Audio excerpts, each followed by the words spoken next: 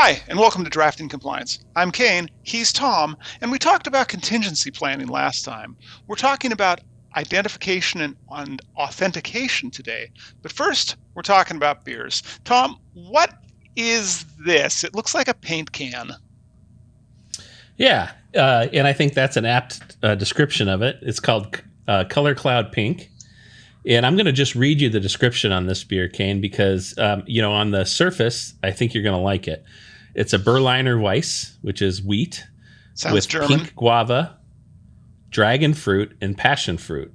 Oh, dear. So it should be somewhat fruity. Now, I will warn you that a Berliner Weisse is a sour, so No. you've got that to look forward to. Okay, thanks. I'm saying, I mean, there's not much to see on this can. I mean, it's No, it's I do just like pretty basic. I do like the picture. It's basic iconography. That's kind of cool. I'm sure we'll have a professional shot. It does have a QR code on the back, so that's neat. This is from Equilibrium Brewing, which is I think a New York brewery, if I'm not mistaken. All right. So Well, let's have a go and see what it's about. I'm cracking it. Oh my! It already looks interesting. It looks like you haven't had this something before. I'm guessing. I've never had this. Some of these beers What the? This looks like Ecto Cooler or something. Sorry, I mean, this like is something like straight up pink. Yeah. Oh, and it's got a smell.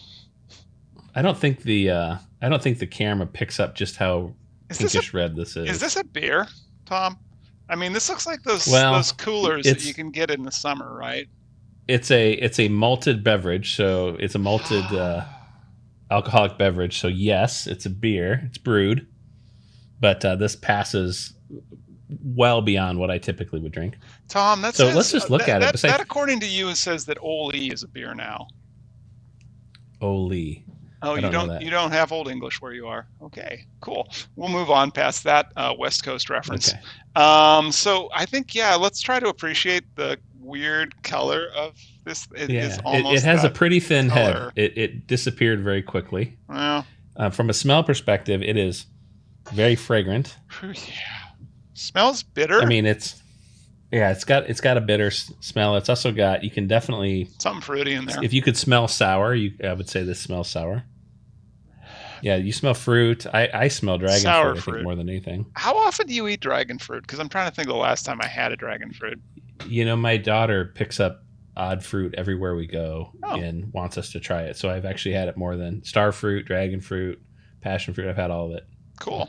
All right. I'm going to taste it.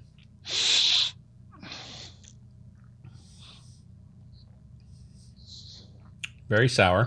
Oh. Very fruity.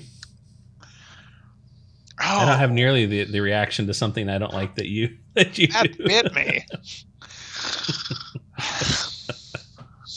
That's my favorite reaction so far, Kayne.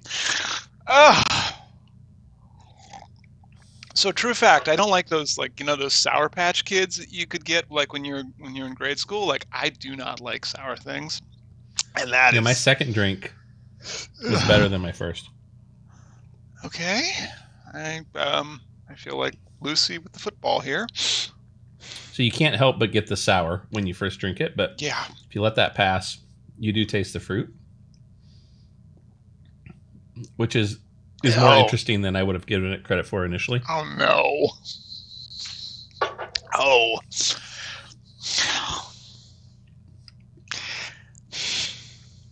I don't taste the guava in that at all, but I do taste passion fruit, and I do taste. Okay, I'm getting the passion fruit now. Fruit. Yeah, it's got kind of a lingering aftertaste. It's not very bubbly either. It's like yeah, I would agree with that. There's just not a lot. There's a winery in where the heck is that place? It's south of me. There's a winery that's south of me, and they do a lot of fruit wines. And for a while there, like friends kept bringing them, and they all kind of tasted like this. They had like a cranberry wine. It was meant to be served cold, and kind of similar, but not as. It didn't have the skunky taste to it as well. Wonder what my review number is going to be on this one. It's going to be an odd one, Tom. This has grown on me just a little bit. I'm not going to lie. It's not my favorite, but my initial reaction was pretty low. This has grown on me low. All right. Well, you're going to work on that. I've had mine. Yeah. Okay. You had your fill. Ouch. Some poor friend of mine is going to come around and find a can of this lurking in my garage and go, "Why did you have that?" And I'll have to explain it's for work. That's right. Of course. All right, let's move on. Let's move on to our topic of the day. And Tom, what is the identification and authentication control family in FedRAMP Moderate? What's it all about? Yeah, I would say, if we wanted to cut through the Latin that is NIST language, we would just call this the password and authentication control set, right? Because there's going to be lots of common controls that everybody implements underneath identification and authentication. It's going to give you your prescriptive requirements around passwords, for instance, which everybody already knows. Everybody almost uniformly has implemented, but it's also going to give you some controls around things like external devices for authentication or secondary means of authentication, and what are those appropriate? How are those appropriately controlled? What is appropriate to use in terms of cryptographic controls around it? So there's lots of things interesting wrapped around it. The one thing, Kayne, that I will say that I think might surprise folks is when you're going through the kind of routine password controls, you'll find out that they do not require password changes on any given schedule. And that's because NIST, quite a few years ago now, actually adopted the idea that we don't need to change passwords, that it's actually more insecure as long as you build an initially secure password. Yep. Use two-factor authentication. Yep. It is more insecure to rotate passwords than it is to be static. So I still see, I look in the wild at other people's controls if they're publicly available. And it tends to be awful. I mean, I always tell people, just go read NIST 863B. I'm sure we'll put a link to that in the show notes, but go read NIST 863B. And also, one other thing that I like about in FedRAMP Moderate is that they include user identity and multi-factor authentication for users, but they also include the category of device identity. And for those who are working towards a zero trust approach towards security, which despite the marketing hype is actually a legitimate strategy, you'll find device identity and user identity are treated separately, and that is very intentional. So I like that FedRAMP Moderate had that inclusion. Yeah, for sure. I mean, the idea that you do not authenticate devices, you really open yourself up to a whole host of new vulnerabilities, right? I mean, essentially, if you're not authenticating the device, you do not know if the device that is connecting meets all of the other controls that you've already deemed as necessary, right? So making sure that the inventory of devices that you have are getting patched and have the appropriate antivirus on it and whatever other controls you put on it before you actually approve its authentication capability, that's critical. And it's when you're a SaaS company, that's even more critical. Definitely, right? Because you're now connecting remotely, potentially to a back end through VPN or whatever, but still, you want to have those controls in place. So I want to just double down on this one because I think a lot of people might look at this and think passwords, and they might miss device identity, or they might miss some of the nuance. And FedRAMP is very, as you said, prescriptive. I've read the assessment criteria. They are very intentional in that. But Tom, can you explain why these particular controls, again, within identification and authentication, are critical to the overall framework, not just this one control family? I can. And, what's interesting to me about this is folks will just kind of stop at the password level and they'll kind of forget that there's all of this meat behind it, right? But in general, this is the key to the front door, essentially, right? So if you don't control, we talk about defense in depth and we talk about controlling your perimeter, but if you don't control the person that can unlock that perimeter and have a good understanding of who that person is and are they authorized and do they have maybe a second form of authentication, which is prescriptive in FedRAMP as well, then essentially you're saying anybody who has just one simple key can get in.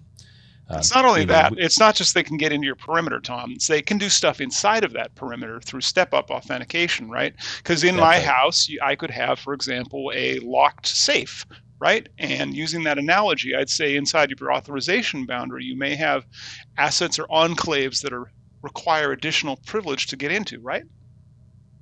Yeah, that's correct. I mean, essentially, once you're in, you have legitimate use case inside of that space, and you are no longer underneath the purview of potentially a bunch of tools that are set there to monitor, because you're authenticated and you're in, right? So getting that piece of it correct is so critical. I mean, I think everybody understands that point, but I think they still miss the nuance, right? They miss the idea that authentication just isn't a person. It's also the device in which the person is coming in. And certainly that's based upon the role in which they play in the organization as well. We don't particularly get concerned about the user of our system, right? We don't authenticate their device, but the developer of our system, we absolutely want to authenticate their device. Anybody who works past the sort of the front door of our application, we absolutely need to authenticate device-wise. Definitely. And in order to illustrate some of this nuance, I've picked a selective set of controls. And so I want to focus on some specific controls. IA2 subsection 2. Right, we're already getting weedy. IA2 subsection 2 deals with network access to non-privileged accounts. Could you help us understand the importance of that control and the risks associated with non-privileged accounts if they're not properly authenticated? Sure. Again, we're talking about non-privileged accounts, which means they are not the heightened God type people inside of an application. They're generally just straight end user, correct. But again, when you get in, like you can, like if you think about an application like what we produce, right, Hyperproof, when you get in, you have access to data because that is what the application is all about, right? So an end user to our application has some access to data that you would say is, well, the federal government would say is CUI or classified or FCI, uncontrolled information, right? One of the two, maybe. Yeah, or something or CI, else. Correct. Or they have the access to things like potentially some HR data, right? That not just everybody normally has access to. Well, when you have somebody who authenticates in that is just a regular user, you want to put additional authentication capabilities around that user, just because the ability to get to extra data, right?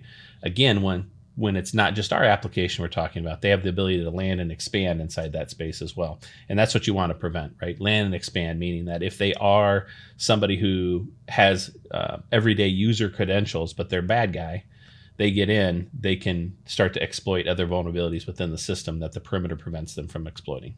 Oh, yeah, and it's worth doubling down on that point as well, in that any competent threat actor is going to immediately move out of their landing zone.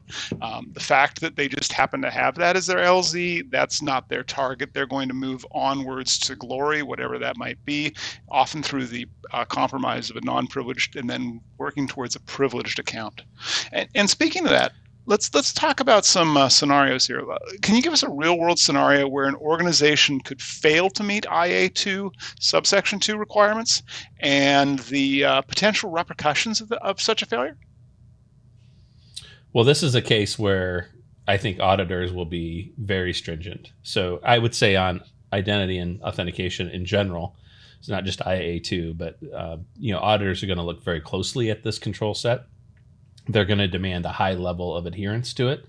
Not that they don't across the control set family, but areas of focus are a real thing with auditors, and this would be an area of focus in my mind. They want to make sure that, as we've used the analogy of the front door, right? They want to make sure that you guys have secured the front door, and so I would say this is a critical set, and if you're not complying to it, you're gonna get dinged. And I'm not sure the level in which audit will essentially shelve you for this, but if it's a POAM, you'll have 180 days to resolve it. But they may halt at that point and say, you guys have work to do. This is a simple set of controls. All right, I want to move to another set of kind of a pet topic of mine, and it's because I was working with smart cards before the proverbial PIV-CAC cards. So I want us to move on to control IA2 subsection 12, where it talks about personal identification verification compliant credentials, or PIV. So what are PIV credentials, and how do they add an extra layer of security? Yeah, a PIV credential is something you have. In the federal government, you would think of PIV as potentially a card with a chip in it. That can be a PIV. Has your picture on it and maybe some other details. But a PIV can also be something you have like your eyeballs or your fingertips, right? It can be a biometric control. I don't know why they go out of their way to make the language difficult to understand, but it's that simple. So there's no magic behind it. It's an authenticator, a secondary authenticator that you have of some variety. So PIV can be used in multi-factor authentication. Correct. Okay, fantastic. For humans, I imagine. That's right. I think about some of the PIV solutions that you've had in this space in the past, and they've come and gone, right? I mean, largely, we're dealing with biometrics or potentially a random generator on a phone. But for anybody who carried around those little devices that random generated from RSA. Oh, the old RSA fobs? Yeah. I was watching a television show the other day, actually, Rabbit Hole, and they had one of those in it. And I was like, wow, that's a callback to a long time ago. Yep, for sure. Haven't seen one of those in the wild for a while. Of course, when RSA got hacked, that sort of was an end to seeing those in general. Yeah, everybody. Well, I had one melt on a dashboard at a car I had parked out in the sun in Arizona, and I went, "Oh, this has got some physical vulnerabilities to it." You just don't see those anymore. But good to know that PIV can now be used for multi-factor authentication, and it doesn't have to be a classic PIV-CAC card because the readers on those were fidgety.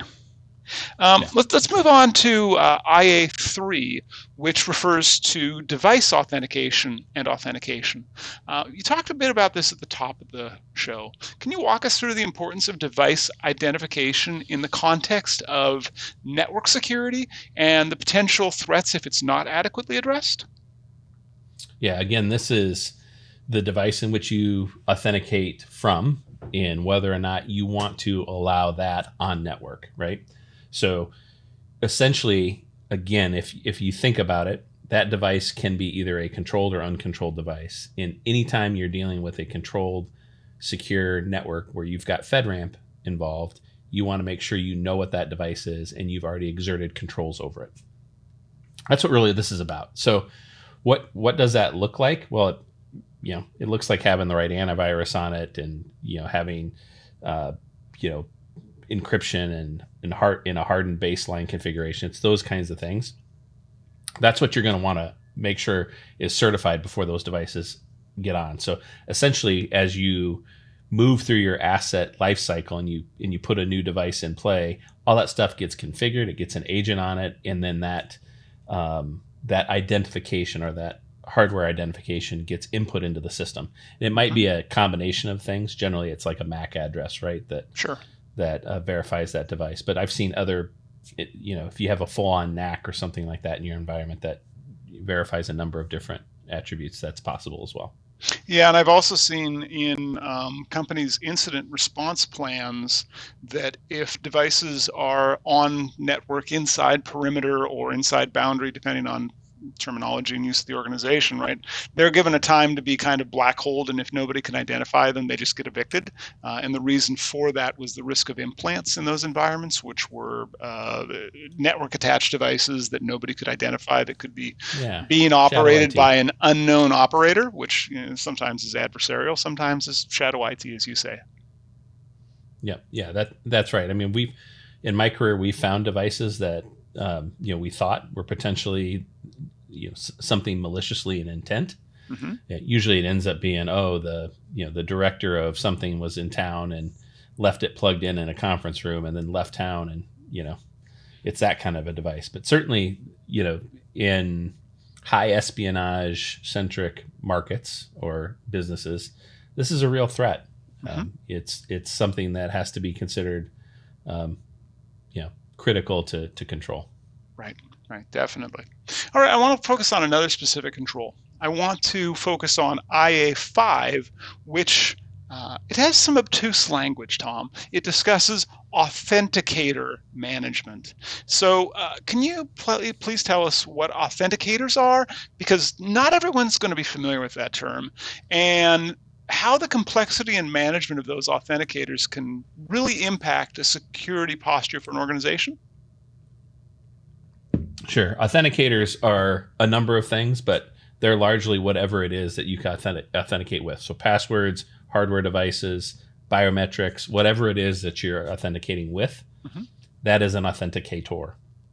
So I believe that the FedRAMP, this section, the identification and authentication, kind of breaks it out, right? So up top is all the password requirements. So when they get down and they start talking about authenticator and IA5, they're more often than not, they're talking about hardware-based authenticators. So it's things like your random number generator, which is something we use, right? On our laptops or on our phones or whatever we want to use it. That's our secondary means. But the reality is the term authenticator, it seems like it's one of those words that NIST threw into their pile of language that nobody else uses in the industry. Yeah, and that's why I wanted to pick on it there, because it does feel a bit foreign, right? Because I've also met folks who just think it means passwords, and they don't think, as you said, it could include a hardware-based authenticator or a time-based authauthenticator, like a rotating random code. Yeah. But those also have to be managed, and I imagine there's a bit of life cycle in there too, right, Tom? Not so much for passwords because of NIST 863B, but if we issue somebody a time-based token, and let's say it's like one of those RSA key fobs, just thinking of those, we have to have a way of deprovisioning those or retrieving them from people who are no longer requiring that access, right? That's right. And not only that, but you have to have a way to dole them out as well. And that's all prescribed in this control set. So how do you get them and how do you deprecate them is both described in the control set. So you have to have some controls around that, as you should anyway. These are best practices and just put in a prescriptive manner, right? So yeah, if you don't have that already, be prepared as you implement FedRAMP. You'll have to have those in place. Fantastic. And I think we've probably covered enough on things for FedRAMP Moderate for identification and authentication. There are a few other ones in there that go to FedRAMP High, but we're not going to talk about those today. Instead, I want to talk about what I've been staring at on my table. Usually at the end of the show, oh dear. I've actually I still have some left in the can. Into that. Yeah. So hold up. Okay, yeah, it didn't all fit. Yeah. Okay. Well, there we are. I've had that much. Okay. Usually at the end of the show, I do have another sip, just to see how its taste has changed over time. So here goes.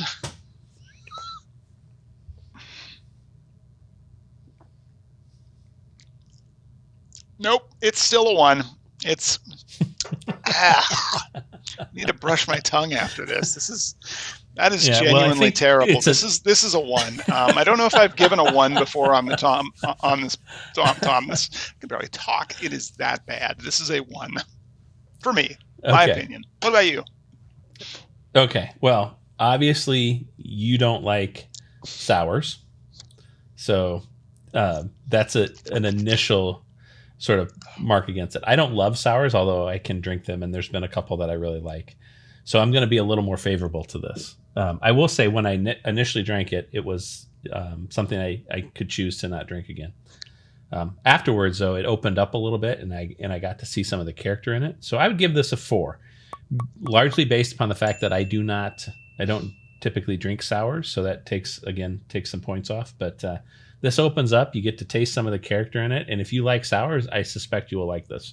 You know, Tom, I think we might have to check the tape. This might actually be our lowest rated beer.